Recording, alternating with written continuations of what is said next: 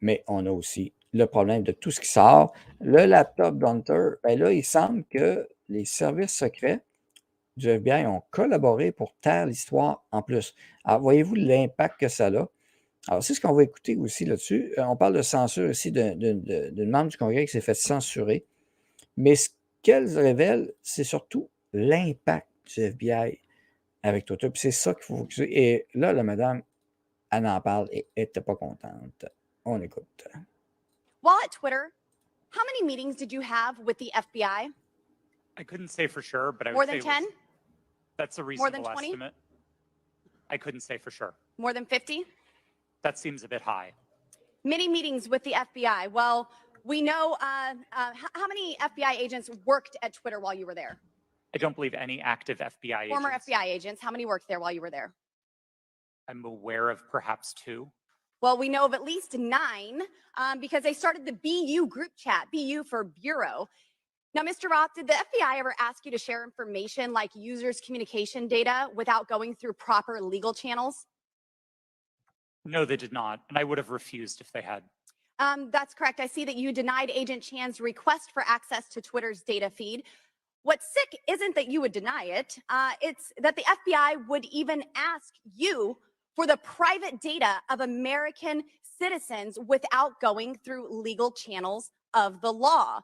Now, I want to remind you, Mr. Roth, that you are under oath. Did the FBI ever ask you to do anything that was illegal or questionably legal? I'm not a lawyer, but certainly not to the best of my recollection or knowledge. Now, from the hearing that I've been a part of today, it's almost impossible to tell where the FBI ends and where Twitter begins. We have Mr. Baker here, a former FBI agent, and there seems to be a revolving door between the FBI and Twitter itself.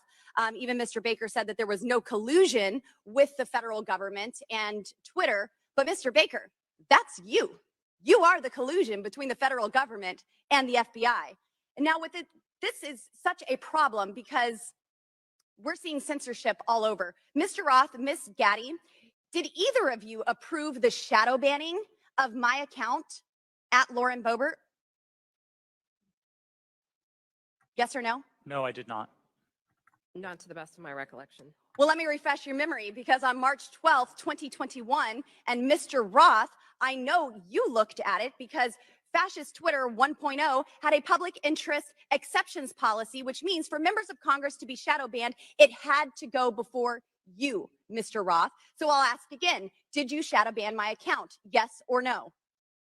Again, not to the best of my recollection. So the answer is, Mr. Roth, yes, you did. I found out last night from Twitter staff that you suppressed my account for this tweet.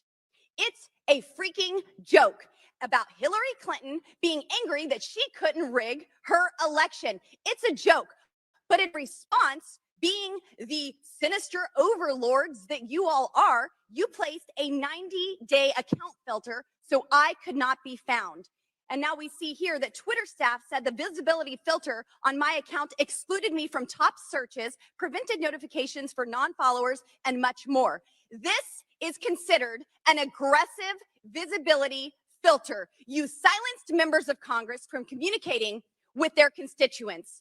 You silenced me from communicating with the American people over a freaking joke. Now, who the hell do you think that you are? Election interference? Yeah, I would say that that was taking place because of you four sitting here. The Hunter Biden laptop story was suppressed. A sitting member of Congress was suppressed. A sitting president was banned from Twitter. You know, I bet that Putin is sitting in the Kremlin wishing he had as much election interference as you four here today. We've heard about threats to democracy. Well, what about shutting down a duly elected member of Congress? This is fundamental to our nation's governance, and you all attacked that very foundation. 230 protections? Well, those are for publishers, not for editors. And it's clear you were not acting as publishers, you were acting as editors. And Mr. Chairman, I think it's far past time that we remove 230 protections for big tech platforms who are abusing this protection. And let me just say, I'm not angry for myself. I'm not angry because I was silenced.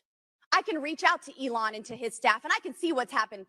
And I can sit here today and hold you all in account. I am angry for the millions of Americans who were silenced because of your decisions, because of your actions, because of your collusion with the federal government. They can't reach out to Elon. They can't sit here today and hold you into account. We don't know where the FBI ends and Twitter begins. But I do want to thank Mr. Elon Chairman, we're Musk over for 17 firing seconds. you for and saving free speech and even Twitter. Mr. Chairman, I yield.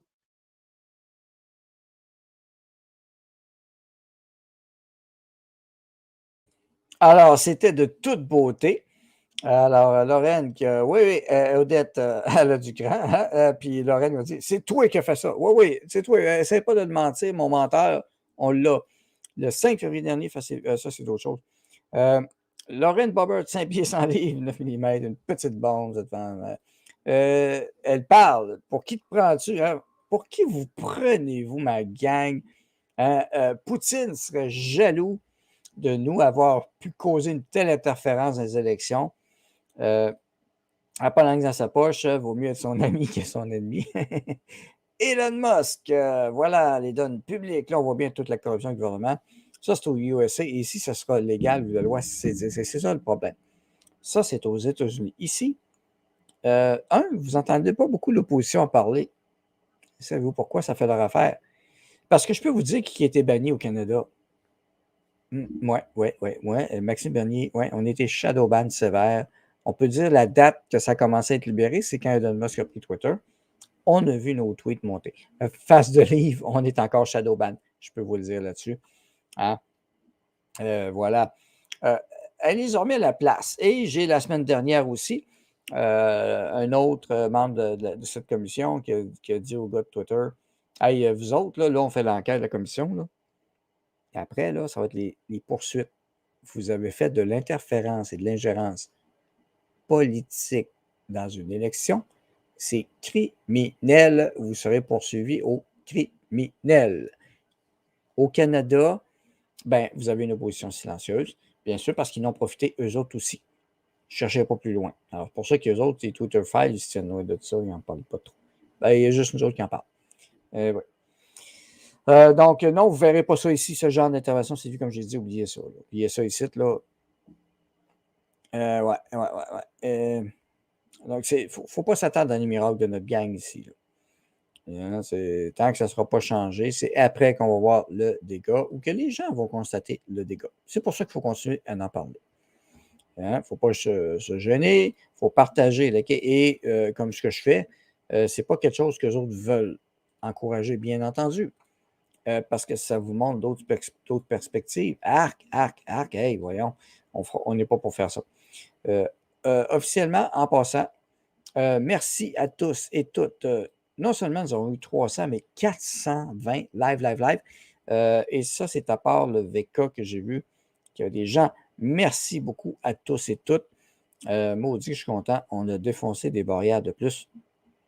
Alors, ça paraît que toute la différence qu'il y a, au-dessus de 450 quand même. Alors, c'est quand même pas banal. Voilà.